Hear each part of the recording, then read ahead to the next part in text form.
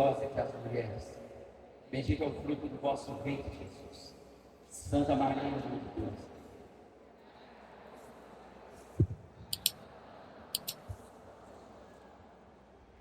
Amém. Cadê aquele teclado, Márcia? Vamos cantar o refrão da música do Espírito Santo? Essa que nós cantamos. Fique de pé ainda. Levanta o seu braço lá no alto. Uma coisa que eu aprendi nos últimos tempos é que uma pessoa cheia do Espírito Santo sempre deseja mais do Espírito Santo. E o mais bonito é que ele nunca se esgota. Nunca se esgota. Então, canta mais uma vez, dizendo isso: eu quero mais de ti, eu quero mais de ti, Espírito Santo. Erga o seu braço lá no alto e cante. Eu quero ser mais de ti. Eu quero ser Mais de ti, Espírito Santo. Canta, igreja. Eu quero ser Mais de ti, eu quero ser mais de ti, Espírito Santo. Quero ver as mulheres cantar, as mulheres. Eu quero ser.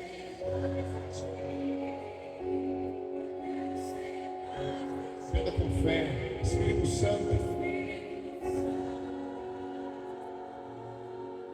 Os homens, vamos lá, irmãos. Eu quero ser mais de ti. Eu quero ser mais de ti, Espírito, Santo. só vocês, homens e mulheres, vocês. Eu quero ser.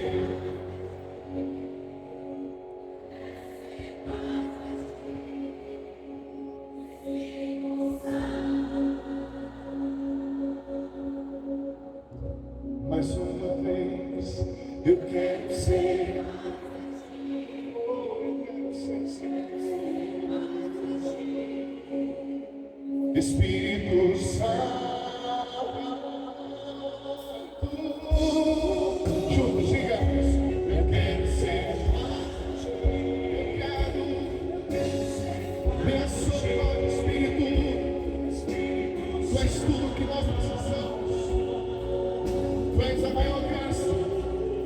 Dá-nos e beber, sacia nossas sedes. Dá-nos mais.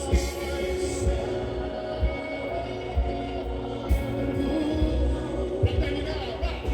Eu quero ser mais de ti. Pega o seu braço, jovem. Você daqui bancada. Se entrega a Jesus nessa tarde. Se entrega ao Espírito Santo e diga: eu quero ser mais de ti. Eu quero ser mais de ti. Espírito Santo.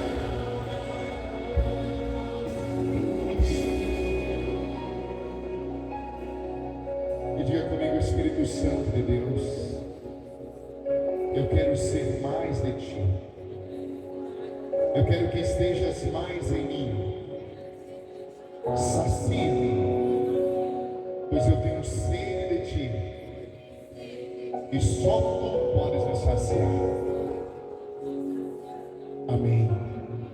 Pelo sinal da Santa Cruz, livra-nos, Deus nosso Senhor, dos nossos inimigos, em nome do Pai, do Filho e do Espírito Santo.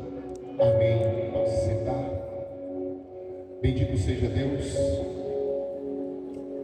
Boa tarde, meus irmãos. Boa tarde. Que maravilha estar com vocês aqui nesse PHN, 12ª edição. Estou muito feliz pelo convite e pela possibilidade de rezar com vocês, por vocês, e trazer uma palavra que poderá mudar a tua história, a tua vida. E é isso que nós queremos, que todos e cada um de nós aqui presente nesse lugar, sejamos de alguma maneira transformados pela palavra de Deus, pela força de uma canção, pela alegria do encontro, pela presença de uma oração, de alguém que ora por nós, pela presença da Virgem Maria que intercede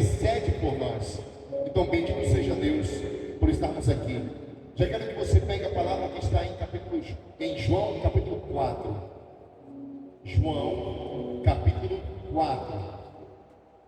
Pega a tua Bíblia nesse momento. João, capítulo 4. Muito bem, para quem não me conhece, eu sou Emanuel Stênio. Eu sou membro da comunidade de Canção Nova há 17 anos. Sou natural do Rio Grande do Norte. Sou casado com a também missionária Gabriela Sanchotene. Há 17 anos ela também está na Canção Nova. Somos casados há 8 anos. Temos 8 filhos.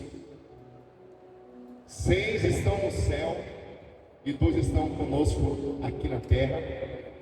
O primogênito chama-se Isaac, está no céu, e Maria de Fátima, eram gêmeos. Depois tivemos o Miguel, em seguida o Sebastião, que está conosco.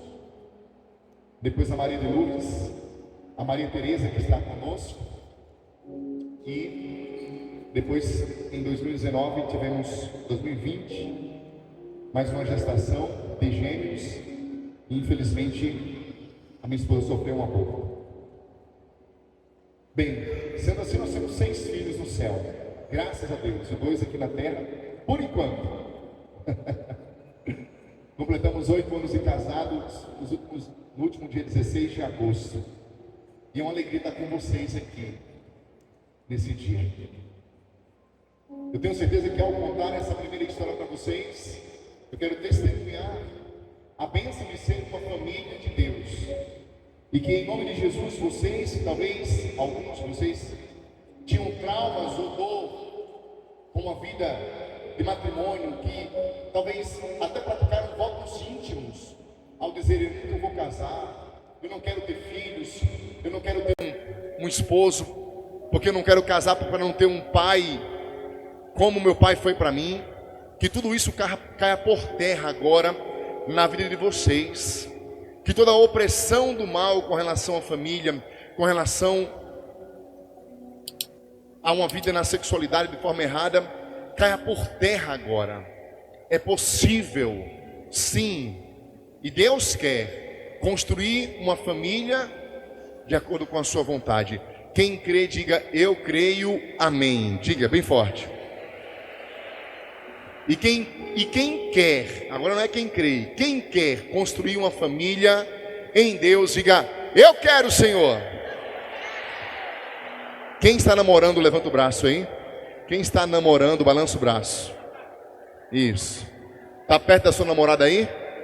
Está perto dela aí? Do seu namorado? Dá uma olhadinha e fala assim: vamos caminhar, meu amor. Só te peço uma coisa, fala para ele aí: castidade. Não venha com essa de sexo durante o namoro. Já vou começar trazendo essa palavra para você. Quem fazia, parou, acabou. Amém? Baixa a mão para não se entregar, irmão. Sexo só depois de casar na igreja. Amém? Quem concorda, bate uma palma. Só uma, só uma. É só uma. Ei, parou. Quem concorda, bate uma palma. Beleza. Agora, quem não está namorando aí, levanta o braço.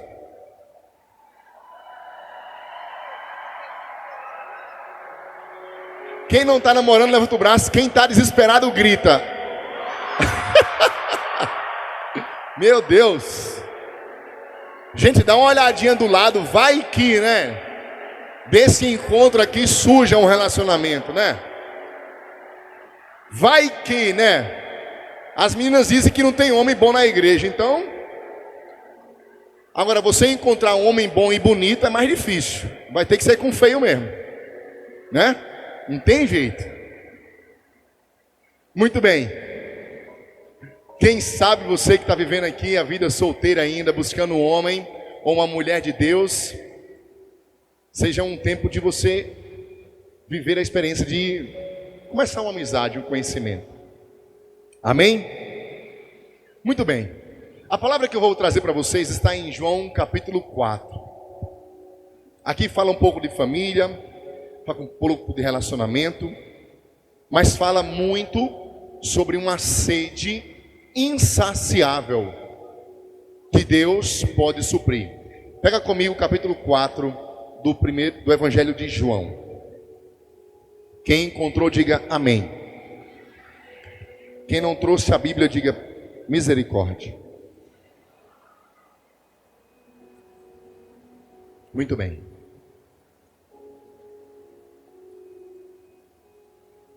Capítulo 4 do Evangelho de João. Versículo 1. Quando Jesus soube que os fariseus tinham ouvido dizer que ele fazia mais discípulos e batizava mais do que João, ainda que, de fato, Jesus mesmo não batizasse, mas os seus discípulos, ele deixou a Judéia e retornou à Galiléia. Era preciso passar pela Samaria. Ele chegou então a uma cidade da Samaria chamada Sicar.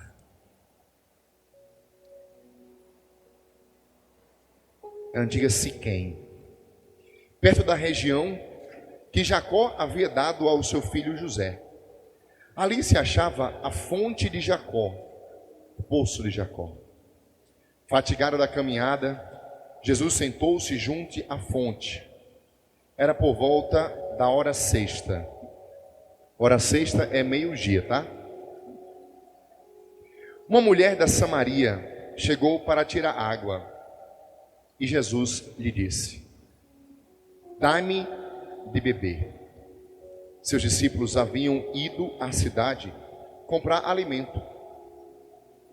Diz-lhe então a samaritana: como sendo judeu, tu me pedes de beber, a mim que sou samaritana? Os judeus, com efeito, não se dão com os samaritanos. E Jesus lhes respondeu: se conhecesses o dom de Deus, e quem é que te diz, dá-me de beber, tu é que lhe pedirias, e ele te daria água viva. Ela então lhe disse: Senhor, nem sequer tens vasilha e o poço é profundo. De onde, pois, tiras esta água viva? És porventura maior do que o nosso pai Jacó, que nos deu este poço, do qual ele mesmo bebeu, assim como seus filhos e seus animais? Jesus lhe respondeu: aquele que bebe desta água terá sede novamente, mas quem beber da água que eu lhe darei, nunca mais terá sede, pois a água que eu lhe der tornar-se-á nele fonte de água, jorrando para a vida eterna. Disse-lhe então a mulher: Senhor, dai-me desta água, para que eu não tenha mais sede, nem tenha de vir aqui para tirá-la. Jesus disse: vai, chama teu marido e volta aqui.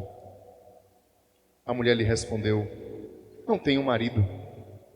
Jesus lhe disse: falastes bem, não tenho marido, pois tivesse 5 maridos, e o que agora tens não é teu marido. Nossos pais adoraram nesta montanha. Versículo 19. Disse-lhe a mulher: Senhor, vejo que és profeta. Nossos pais adoraram nessa montanha, mas vós dizeis: em Jerusalém que está o lugar onde é preciso adorar.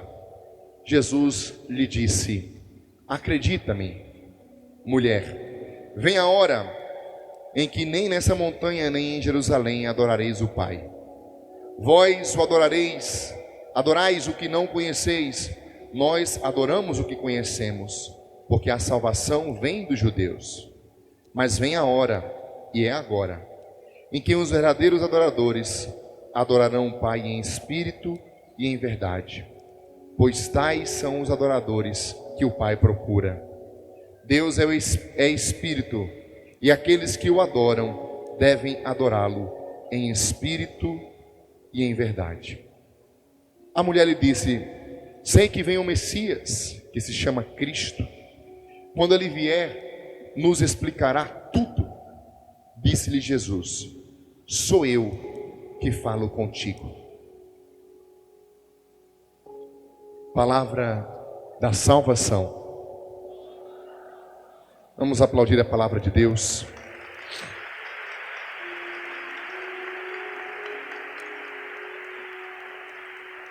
Queridos, por volta do meio-dia, Jesus passa na Samaria. Samaria era um povo onde havia tido uma divisão do reino. Depois que Salomão foi o grande rei de Israel, Davi, o maior deles. Por que Davi foi o maior rei de Israel? Porque Davi, ele fez tudo de acordo com a vontade de Deus. Veja, alguns dizem, eu estava até na casa do amigo meu, agora, e o filho dele é evangélico, estava conversando comigo, e eu até o ajudei a entender um pouco a palavra de Deus, porque ele disse, nossa, o pecado de Saul foi desobedecer a Deus, e Deus tirou de Saul, porque ele desobedeceu, a unção da realeza, e deu a unção a Davi. Isso está escrito no primeiro livro de Samuel, capítulo 15 e 16. Mas o pecado de Davi, aos nossos olhos hoje, foi um pecado muito mais grave, porque ele adulterou e ele matou Urias. A mando dele, Urias foi morto. Então ele cometeu o pecado da morte, né, de matar, do assassinato, e o pecado do adultério. Então, na nossa visão desse tempo, da nossa geração, parece ser muito mais grave o pecado do adultério e o pecado do assassinato do que o pecado da desobediência a Deus. O próprio filho de Davi, Salomão, não cometeu nenhum pecado, por exemplo, de adultério, ou roubo ou assassinato. Mas o pecado de Salomão foi um pouco parecido, mas bem pior do que o pecado de Saul. Vamos lá. Por que isso, Emanuel? Me diz uma coisa. Quais são os 10 mandamentos da lei de Deus? Primeiro deles, amar a Deus sobre todas as coisas. Depois? Não. Primeiro, os 10 mandamentos. Primeiro, amar a Deus sobre todas as coisas. Não tomar seu santo nome em vão. Guardar domingos em festas. Segura aí. Esses 3 primeiros pecados, eles estão voltados para quem? Para Deus. Esses 3 primeiros pecados é a nossa forma de lidar com Deus. Logo em seguida, do 4º até o 10º, é com os homens. 4º, qual é? Honrar pai e mãe. 5º, não matar. 6º, não pecar contra a castidade. 7º, não furtar. E aí continua. Não levantar falso testemunho, não desejar as coisas alheias e nem a mulher do próximo. Veja, por que o pecado de Saul foi maior do que o pecado de Davi? Porque Saul cometeu um pecado contra Deus. E é muito mais grave o pecado contra Deus do que um pecado contra os homens, ferir os homens. Todos são pecados, e pecados graves. Mas você precisa entender que existe uma coisa chamada senso de proporção. É igual aquela pessoa que diz assim, na época de eleição, eu não voto em corrupto, beleza. Aí o outro vem para justificar, fala, você disse que não vota em corrupto, mas você se corrompe passando o sinal vermelho. Meu querido, é senso de proporção. Não queira comparar quem ultrapassa o sinal vermelho, não estou dizendo que é certo, com quem rouba bilhões e mata pessoas. Você está entendendo? O senso de proporcionalidade que existe, é preciso que a gente tenha essa intenção no nosso coração, porque senão a gente bota tudo no mesmo balaio, e não é. Então o pecado de Saul foi mais grave porque foi contra o próprio Deus. Davi foi fiel a Deus, cometeu na sua fraqueza aquele pecado, e logo se arrependeu e confiou na misericórdia de Deus. E bonito, Davi, enquanto ele foi ferido, porque o seu filho foi ferido, o filho daquela relação foi ferida, Davi então começa a jejuar, começa a clamar a Deus, e durante dias ele fica ali orando para que Deus mude de ideia e salve o seu filho.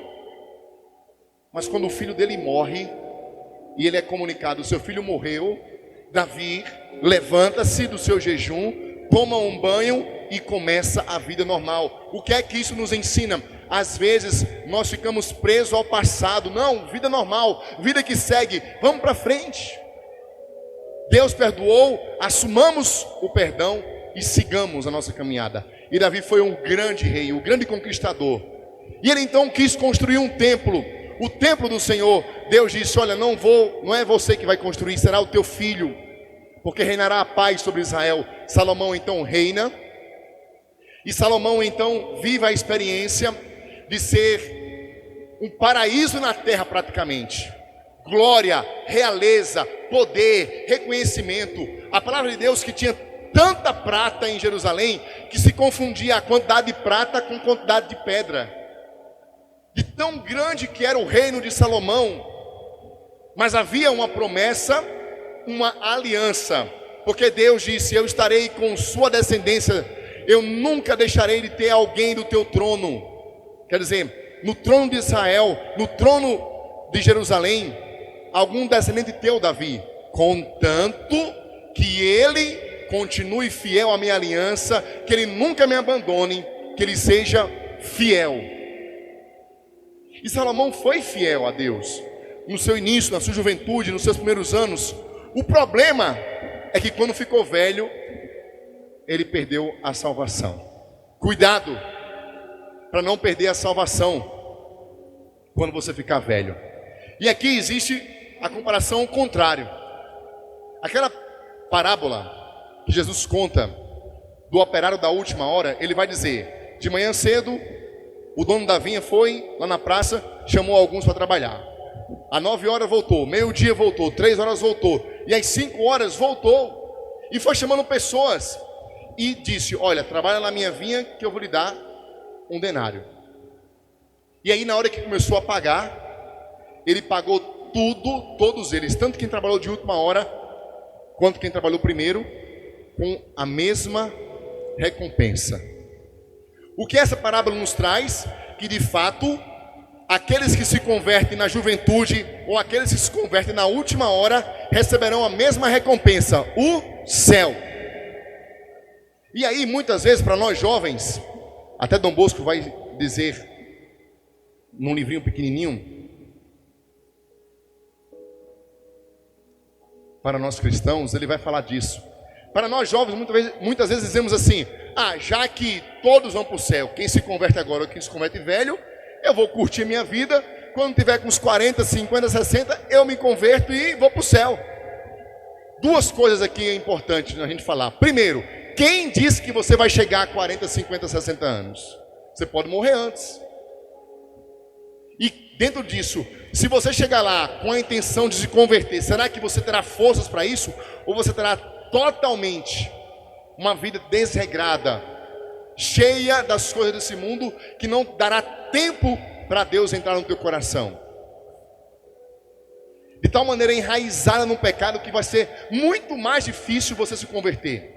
Então a hora é agora. Agora a coisa mais importante para nós, grande maioria aqui nesse PHN, jovens, você não está perdendo nada ao se converter logo para Jesus. Eu tive meu encontro pessoal com Cristo com 16 anos. Eu não tinha tido relação sexual, eu não bebia, eu não fumava, eu não me drogava, eu não tinha mais companhias.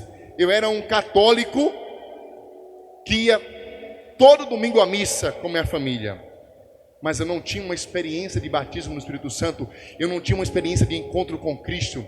Então quando eu me encontrei com Jesus, minha vida só deu um upgrade, só cresceu, só foi melhor. Na escola, no cursinho, no trabalho, até um dia dizer: eu quero ser mais de Deus, eu quero me doar mais, e tomar a decisão de ir para a comunidade Canção Nova e doar a minha juventude lá.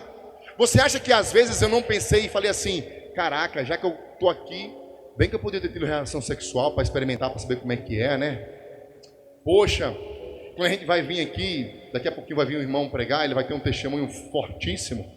A gente fala: caraca, eu não tenho um testemunho nenhum para dar, né? Não tenho uma experiência lá fora no mundão de conversão. E aí, às vezes, a gente questiona: será que não era para eu ter aproveitado e me convertido depois, até mesmo para ter uma bagagem de história e aí sim anunciar o Evangelho? Não. Sabe por quê? Porque eu descobri algo maravilhoso. Ora, o que é a conversão? O que é um caminhar com Jesus? Não é uma coisa ruim. Não é tomar um suco amargo de limão. Não.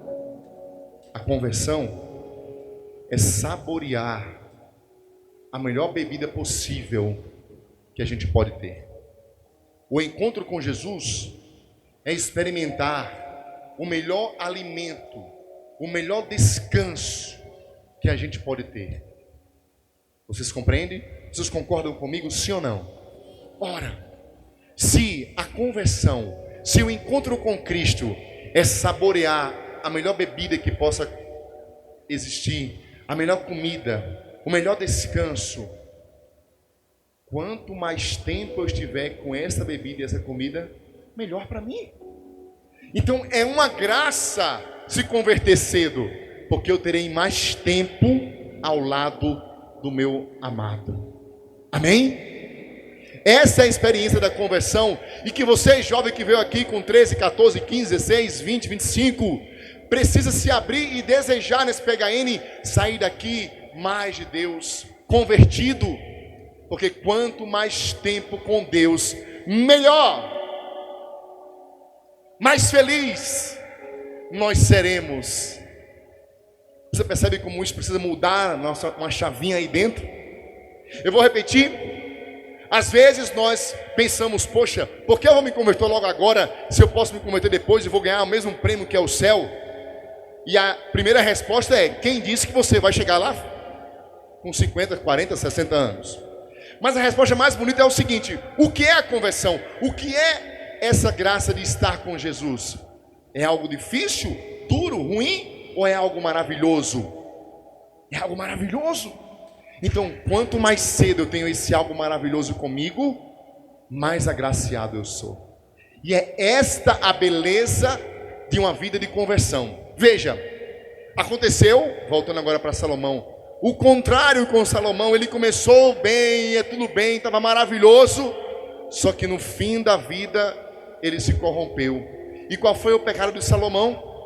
Salomão, tomado pelas suas mulheres, porque Salomão teve centenas de mulheres, não só judias, teve mulheres de todos os reinos. Ele então começou a ser seduzido pelas mulheres que tinham a sua fé em outras seitas. E ele então, a pedido das suas mulheres, começou a construir templos pagãos no reino de Israel. Deus ficou super furioso. Foi um pecado muito maior do que o de Saul, muito maior do que o de Davi. E o que foi que Deus fez? Deus então escolheu um outro homem chamado Jeroboão e disse: Jeroboão, você será o novo rei de Israel. Só que, por amor a Davi, eu vou deixar das 12 tribos, 2 com a descendência de Salomão, e 10 vai ser sua. E aí aconteceu a divisão do reino. 10 ficaram com Jeroboão, 2 com Roboão. Repete comigo: Roboão. Mais forte. Fala o nome do seu filho, que vai ser quando seu filho nascer. Qual vai ser o nome dele? Não vai ser Roboão, né, gente? Vocês estão me entendendo, sim ou não? Posso continuar? Tudo bem aí? Quem está entendendo o raciocínio, levanta o braço assim e fala assim: beleza. O pessoal que está com o braço abaixado não está entendendo? Não está entendendo? Tá? Beleza, obrigado. Então veja, acontece então a separação. Reino de Israel, reino de Judá. O reino de Judá ainda tinha descendência de Davi, até chegar em Jesus. Reino de Israel, Jeroboão. Só que acontece, Jeroboão foi um pior rei. E aí, meu irmão, minha irmã, todos os reinos de Israel foram desgraçados. até chegar em um dos piores, chamados rei Acabe e sua esposa Jezabel, um demônio. E aí tem a história do profeta Elias. Onde era a capital do reino de Israel? Samaria. Chegamos aqui na nossa história. Samaria era a capital do reino de Israel. E a capital do reino de Judá, Jerusalém. Na história bíblica, Israel, os seus reis, foram reis tiranos, profanos, corruptos, foram reis que adoravam Baals, foram reis que matavam crianças, foram reis corrompidos. Então era só desgraça, só desgraça, só desgraça. E veja, a palavra de Deus diz claramente que porque o rei estava corrompido, ele corrompia toda a sua nação. E Deus ficou triste com isso, até que não aguentou mais. Então os assírios vieram e fizeram o exílio do povo da Samaria. Acabou o reino das 10 tribos. Enquanto isso, em Judá, Roboão foi um rei, mais ou menos, e depois falhou. Mas o seu filho, Asa, Abdias, foi mais ou menos, e o seu neto, Asa, foi excelente. Foi excelente. E aí teve outros reis que foram maravilhosos. Alguns falharam. Depois veio um que era maravilhoso. Mas de certa maneira, o reino de Judá foi um reino mais abençoado. Por isso que o templo de Israel, Deus ainda era mais cultuado em Jerusalém. Bem, Emanuel, toda essa história para dizer o quê? Aqui está o cerne, o início da briga entre os judeus e os samaritanos. Os samaritanos tinham construído um templo para eles, até hoje existe esse templo lá na Samaria, e os judeus mantinham o templo de Salomão. Muito bem, essa é a experiência da nossa história. Jesus, como judeu, teoricamente ele deveria dar a volta e não passar pelo território da Samaria, mas ele já faz isso algumas vezes. E nesse dia ele fez novamente, sentou num poço, ao meio-dia, um dia de sol. De repente veio até ele uma mulher samaritana. Veja, por que ela vai ao meio-dia? Não era ao meio-dia que as mulheres buscavam água. Era mais cedo, era bem mais cedo. Nos primeiros momentos do dia, as mulheres samaritanas iam até o poço para pegar água, para cozinhar, para lavar. Mas aquela mulher, porque era uma mulher da vida, era uma mulher mal falada, era uma mulher que já tinha tido 5 maridos, e o sexto não era dela, era uma mulher adúltera, ela não se sentia bem com as outras mulheres. Então, ela ia naquele horário onde não tinha ninguém. Meio-dia, todo mundo está almoçando. Ninguém vai buscar água ao meio-dia. Era o horário que ela sempre ia. Mas aquela mulher machucada, prostituída, ferida, deixada, abandonada, usada, mal falada, ela também precisava ter um encontro com Jesus. E aqui está algo maravilhoso. Todas as pessoas que se encontraram com Jesus mudaram de vida. Hoje nós vivemos muitas vezes uma justificativa de que Jesus é aquele que acolhe todos. Sim, Jesus acolhe todos e transforma todos em pessoas melhores. Jesus, né, é como um hospital, a igreja tem que ser como um hospital. Claro, onde a pessoa entra doente e sai curado. Porque se não fosse assim, Jesus teria dito para, por exemplo, aquela mulher pega em adultério: ninguém te condenou? Não. Então vá e continue sendo uma quenga. Não, ele não disse isso. Ele disse: vá e não tornes a pecar. Vida nova. Mateus olhou para Jesus, ele era um cobrador de impostos. Jesus olhou para ele e falou assim: segue-me. Ele então se encontrou com Jesus e o seguiu. deixou para trás a coisa. Então todos que se encontravam com Jesus tinham as suas vidas mudadas. Olha para quem está do seu lado agora nessa tarde, acorda quem está dormindo e diga assim: chegou o dia do teu encontro. Fala, meu irmão. Olha para quem está do lado direito, lado esquerdo. Chegou o dia do teu encontro. Para purificar, cara. Para te tornar melhor. Chegou o dia do teu encontro. O final de semana do teu encontro. Quem crê, diga: chegou o meu dia. Onde eu vou me encontrar com o Senhor. E isto muda a nossa vida. A religião católica é a religião do encontro. Não com algo, mas com alguém, com uma pessoa que muda a nossa história, que nos torna melhor. Se você já é bom, seja melhor. O Padre Jonas dizia muitas vezes: os maus não são bons, porque os bons não são melhores e os melhores não são santos. Se você já é bom, seja melhor. Se você é melhor, seja santo. E se você é ruim, chegou aqui, seja bom. E quem que vai lhe dar força para isso? O Espírito Santo, o encontro com Deus. Jesus se encontrou com eles. Jesus entrou na casa de Zaqueu. E ao entrar na casa dele, Zaqueu disse: Senhor, eu vou devolver tudo que eu roubei. Ele mudou de vida. Ele não disse a Zaqueu: ó Zaqueu, fica tranquilo aí que o mais importante é o amor. E o amor tem todas as cores. Ele não disse isso. Ele não disse isso. Ele não disse: Zaqueu, olha, continua roubando aí, vai lá no Brasil e ensina o pessoal lá a roubar. Ele não falou isso. Dá um curso para os políticos lá que roubam lá. Não, ele não falou isso. Ele disse: eu vou devolver tudo que eu roubei, Senhor. Eu vou mudar de vida. Então hoje é o dia do encontro que exige uma mudança de vida. Uma metanoia, uma mudança de mentalidade, uma mudança de atitude, uma mudança de sentimento. Assim como essa mulher mudou ao se encontrar com Jesus.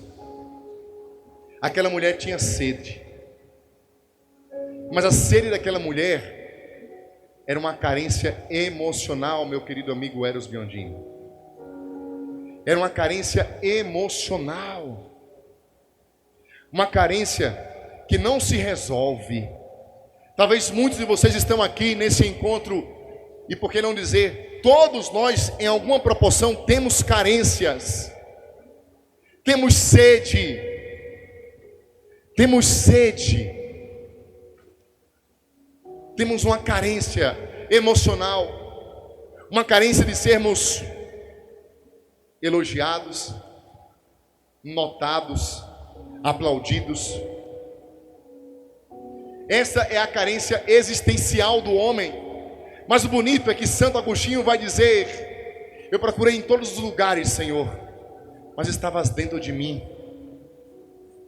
Só Jesus pode suprir essa carência que nós temos. Só Ele pode nos saciar nessa sede que nós temos. Muitas vezes nós podemos fazer a seguinte pergunta a todos nós: será que numa relação você deveria desenvolver uma expectativa de que o outro vai me suprir? Muitos temos isso. A gente acha que o outro vai nos suprir. Será que o outro vai me validar? O outro vai me definir como pessoa? O outro vai resolver as inseguranças, as angústias? Então a gente vai tendo essa carência de tal maneira que a gente vai depositando no outro. E por isso, muitas vezes, como esta mulher, ela foi buscando no homem, nos outros, nos relacionamentos, suprir a carência, a validação, as suas inseguranças. E assim somos todos nós. Eu vejo jovens aqui nesse encontro, e eu sei que muitos de vocês trazem as suas carências, assim como eu também tenho as minhas. Muitas delas devido à caminhada, devido à labuta. São 17 anos de consagrado, são 24 anos, 23, 24 anos de renovação carismática católica, processos de cura, quedas, erguimentos, carências sendo supridas pela oração de alguém, pela força do Espírito Santo, pelo conhecimento, pelo estudo. Hoje Deus quer fazer isso conosco. Todos vocês vieram para esse encontro PHN para viver uma experiência de serem saciados. De alguma maneira vocês estão com sede de Deus, por isso que vocês vieram para cá. Tiraram um dia e meio para entregar aquele que pode mudar a vida de vocês. Para mudar a vida de vocês. E isso é muito bonito, queridos, porque existe aqui o lugar para que todos recebam mais um pouco de cura. Seja aqueles que vieram pela primeira vez a um PHN, a um encontro de transformação, que vieram atraídos por uma menina que te chamou, por um colega que insistiu, ou porque sua mãe pagou, ou porque sua mãe insistiu. Seja aqueles que já são de caminhada e que não perdem o PHN há 2, 3, 4, 5 anos, que estão lutando e caminhando, mas que entenderam que a nossa vida é um PHN, porque o único dia que nós temos é o hoje. Para todos nós há uma sede a ser saciada, há uma cura a ser realizada, há uma transformação a acontecer. Quem crê, diga: eu quero, Senhor, a minha bênção desse dia. Eu acho muito bonita, uma das canções mais bonitas que o Eros compôs. O Eros Biondini está aqui, missionário, homem de Deus. E uma das mais bonitas canções que ele compôs é: tomo posse da bênção de hoje. Porque hoje tem uma bênção. Amanhã terá a outra bênção. Amanhã terá outra oração. A bênção de hoje, a cura de hoje. Então, se Deus me trouxe para esse encontro, a mim também, a vocês também, há algo para nos saciar. Há uma carência que precisa ser curada, suprida. Quem quer ser tocado por Jesus, alimentado por Jesus, saciado por Jesus, levanta o teu braço, fecha os teus olhos e já diga para Ele: Senhor, sacia-me. Tu conheces o meu coração, Tu sabes as minhas carências, Tu sabes as minhas dores, Tu sabes as minhas angústias, Tu sabes que muitas vezes tenho procurado a validação nas pessoas. Sacia-me, Senhor. Eu tenho certeza de que só Tu podes me saciar.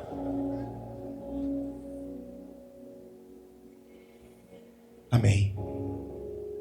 Só Ele pode. Só Ele pode nos validar. Só Ele pode nos definir como pessoa.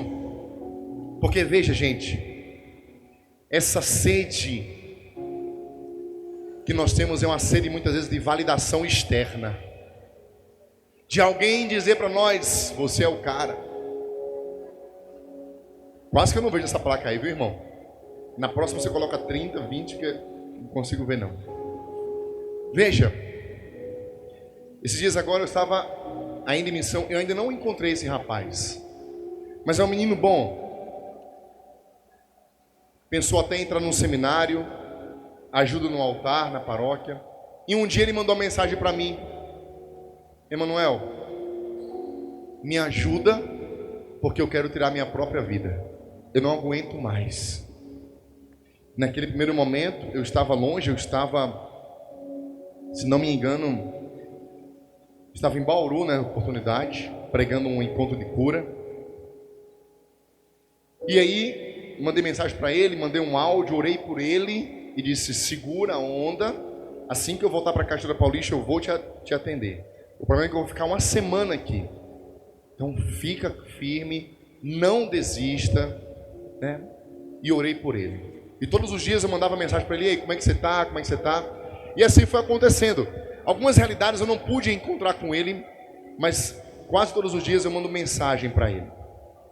E aí eu disse: irmão, eu não consegui ir ao teu encontro hoje, mas me diga qual é a tua dor. Porque é uma coisa que existe aqui: quem comete o suicídio não quer se matar, ele quer matar a dor que está dentro dele.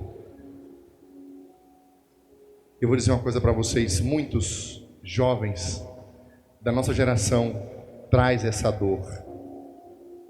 Nós somos a geração da liberdade sexual.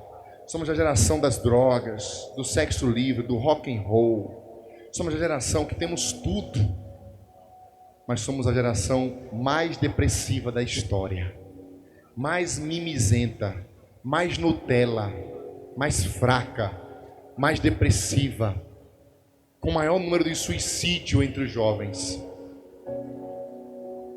O que nós precisamos? Primeiro de tudo, Deus. Conversão, mudança de vida, e parar de vitimismo, parar de querer a validação de fora, parar de querer que os outros venham e passem a mão e colocar, mas eu sou assim por causa disso, por causa disso, por causa disso, mas eu fiz isso por causa disso, por causa disso, por causa disso, e justificar os nossos erros. Para. Esse jovem, eu perguntei para ele, qual é a tua dor? E ele disse para mim, eu não me sinto notado pelo meu pai e pela minha mãe. Meu pai e minha mãe só dão bola para minha irmã mais velha. Veja, o cara tem 17, 18 anos ou mais. Mas você percebe a profundidade da sua dor, da sua carência emocional. Um rapaz de Deus, da igreja, que serve no altar, ainda vivendo essa carência. Eu não o julgo, mas eu sei que talvez no meio de vocês tenham pessoas dessa mesma história, ou parecida com ela, carentes, que chega a tal ponto de querer tirar a própria vida, como esse jovem.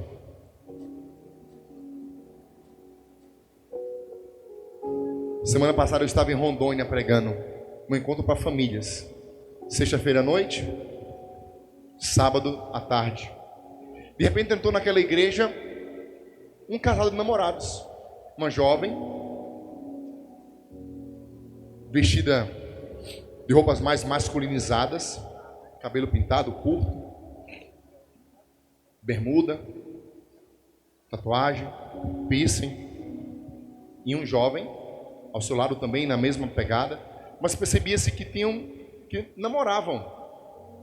E eu fui pregar para famílias e eu falei, eu ia denunciar a ideologia de gênero também na minha pregação. Eu falei, ixi, caramba, eu vou denunciar a ideologia de gênero aqui, essa galera aí vai se levantar e vai começar a debater comigo. Mas não tem problema não. E aí eu fiz a pregação, e dentro da pregação eu falei sobre a importância das obras de caridade dentro da casa.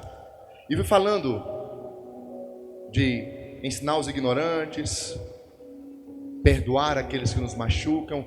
E aí eu trabalhei o perdão, contei um exemplo, terminei a pregação, foi uma grande bênção.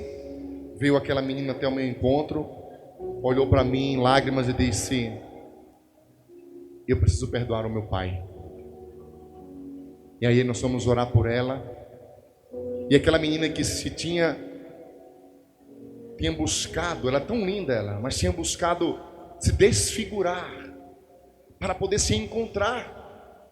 Para poder se encontrar talvez seguindo tal tribo, cortando o cabelo de tal jeito, para suprir uma carência, uma sede que ela trazia pela falta do pai, de um colo, de um abraço, de um beijo, de uma validação. Eu te amo, minha filha, eu te amo, meu amor, eu estou contigo, eu confio em você. Sim, falta isso, é claro que falta. Estava em casa esses dias, minha filha tem 3 anos, a Maria Tereza. Eu levei para ela, que é a menina lá da casa que eu estava em Rondônia, comprou, eu nem vi, mas é um cavalinho assim, que pode pintar, é branco e pode pintar.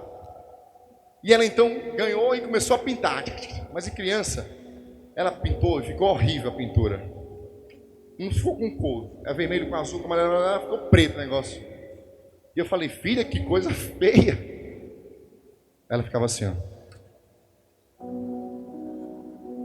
Filha, mas está muito feio isso aí, beleza. E eu, jumento, um burro, não me liguei, né? Aí no outro dia a gente foi para a escola. Ela, pai, eu vou levar para meus amiguinhos. Eu falei, filha, você vai levar esse negócio tão feio? Gente, ela fez isso aqui, ó. Minha esposa chamou no canto. Só não me chamou de meu amor. Ela falou, desse idiota. Para ela isso é a maior arte possível. Eu então... Olha, agora criança é bom porque criança sempre perdoa, né? E aí eu disse para ela, ai filha, tá tão feio. Nossa, mas tem uma pontinha de azul aqui. Ela já mudou.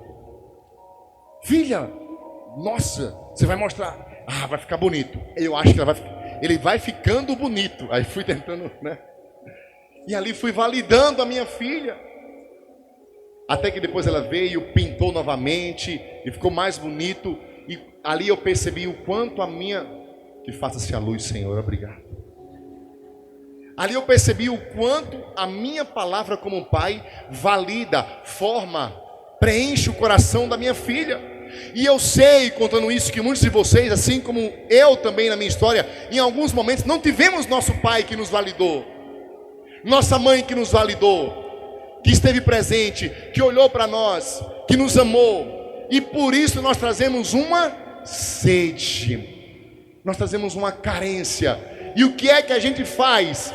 Vai ao poço meio-dia buscar. Vai buscar nos maridos, na prostituição, nas mulheres da vida, nas drogas, como um garoto de programa, numa vida ativa no homossexualismo, uma carência de um pai, de uma mãe. Mas no fundo, querido jovem, essa carência é carência de Deus. Se Ele entra na nossa vida, Ele nos cura. Se Ele entra na nossa vida, Ele diz, olha, eu vou te dar aquilo que vai suprir a tua carência. Eu vou te dar essa água viva. Eu vou te dar essa graça, que você ao receber, não vai mais dizer, eu sou aquilo que os outros dizem de mim, mas você vai dizer, eu sou aquilo que Deus pensa de mim, como Santa Teresinha do Menino Jesus. E é essa graça, Ele dizendo para nós que nos ama, que nos restaura, que nos dá tudo o que precisamos.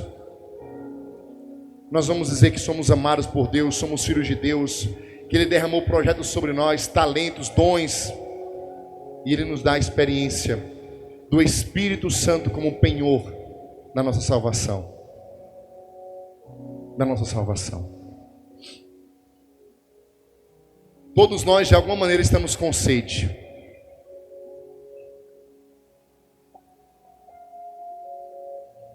Quem está com sede? Quem tem uma carência pequena ou grande? Quem precisa de uma cura a mais? Fique de pé agora. Um pouquinho mais de Deus. Dá um dom maior para mim.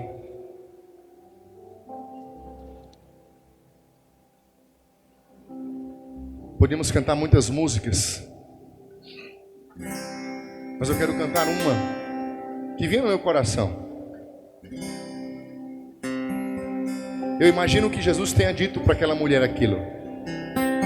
No Poço de Jacó tem a música bonita do Juninho, tem a música da fraternidade, Terra Seca, Sacia-me. Mas eu senti no coração de cantar uma música que diz assim: quero que valorize o que você tem. Você é um ser, você é alguém tão importante para Deus. Nada de ficar sofrendo angústia e dor nesse seu complexo inferior, dizendo às vezes que não é ninguém. Eu venho falar do valor que você tem. Eu venho falar do valor que você tem.